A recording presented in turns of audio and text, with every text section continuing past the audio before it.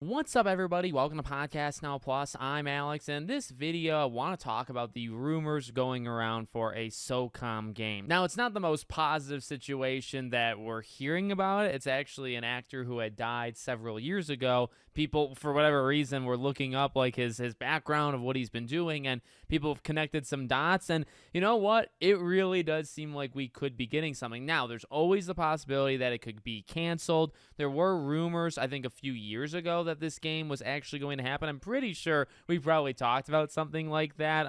Look, there's always room, I think, especially if Sony wants to. They don't need to necessarily combat Call of Duty with the multi-platform stuff being just as big as ever. But if they want to bring back some of their shooters or make some new shooters, you got the kill zones of the world, which I've petitioned for. You got Resistance, which is my go-to. That's my number one.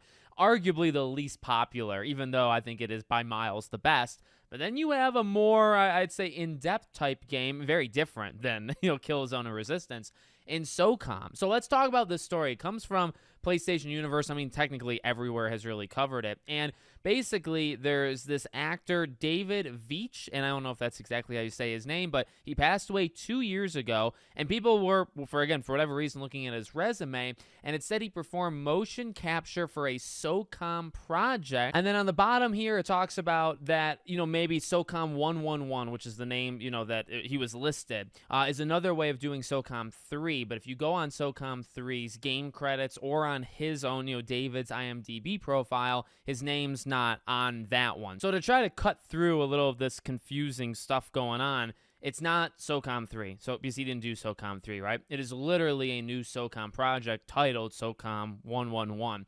And now, the part of it could be canceled is very important, right? Because, he died 2 years ago. He was working on it, I think, even maybe before then, or even if he was working on it up until, his passing, right?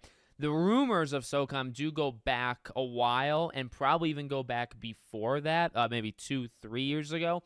Again, I think it makes a lot of sense, and I don't know, this is just another thing to kind of add fuel to the fire, right? Where it's like, at this point, I'm willing to believe they were either making it and they're still making it and it's going to come out, or they were making it and then it was canceled.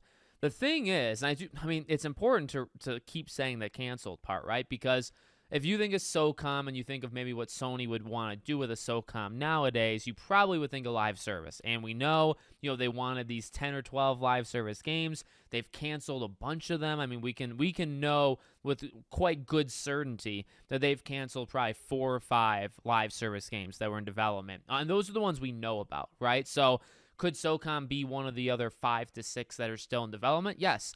Could it be a game that was in the 5 to 6 in development and then Sony canceled it, on top of what we know of? Yeah.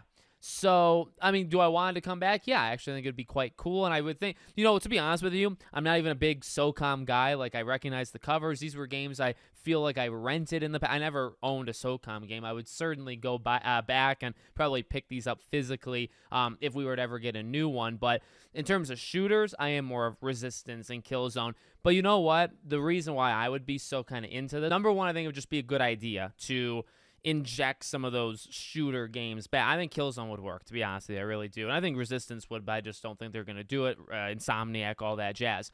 But it would also prove to me that there's a willingness maybe to go back to your older games. Like, probably the number one thing I talk about on all of my channels combined is Sony's neglect of, for me specifically, like these PS3 type era games. Killzone, I guess that made it to PS4. Resistance didn't. Infamous died, and Infamous, I guess, made it to PS4. You had Sly Cooper get the remaster, and then it stopped. PlayStation All-Stars Battle Royale. Twisted Metal, the last Twisted Metal was on PS3. I think of that era when I think of just these great and different, diverse, PlayStation products that they've just completely left for dead, basically. So although I'm not even the biggest SOCOM guy, I think I would probably support it, if done right, of course, if done right. But I think it would show a willingness to maybe get some shooters back in there, so maybe Killzone all of a sudden stands a chance at least of coming back, and then it would also prove to me, maybe some of these other games. Twisted Metal, we knew, at least rumor-wise, we know that they were doing a Twisted Metal live service game, and that was canceled. So there might be a desire, to bring back some of these games, but we'll see. Again, I really don't even know how people came about this. I mean, I feel bad for the guy, R.I.P.